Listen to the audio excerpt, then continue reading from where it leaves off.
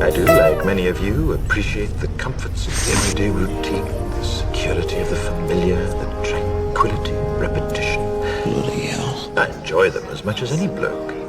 But in the spirit of commemoration by those important events of the past, usually associated with someone's death or the end of some awful bloody struggle, as celebrated with a nice holiday, I thought we could mark this November the 5th, a day that is sadly no longer remembered, by taking some time out of our daily lives to sit down and have a little chat. There are, of course, those who do not want us to speak. Even now, orders are being shouted into telephones, and men with will soon be on their way. Why? Because while the truncheon may be used in lieu of conversation, words will always retain their power.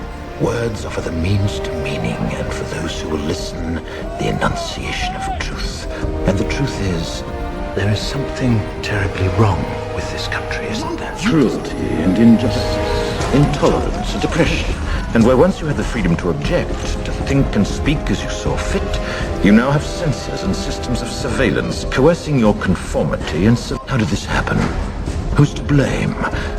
Well, certainly there are those who are more responsible than others, and they will be held accountable. But again, truth be told, if you're looking for the guilty, you need only look into a mirror.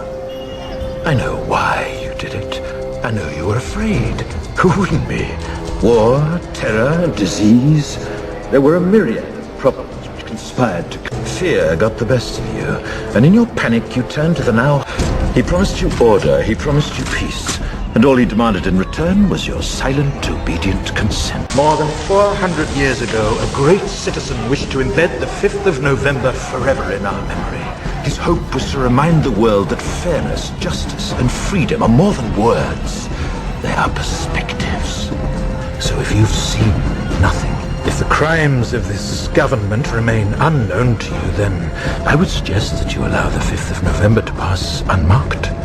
But if you see what I see, if you feel as I feel, and if you would seek as I seek, then I ask you to stand beside me, outside the gates of Parliament, and together we shall give them a 5th of November that shall never, ever be forgotten.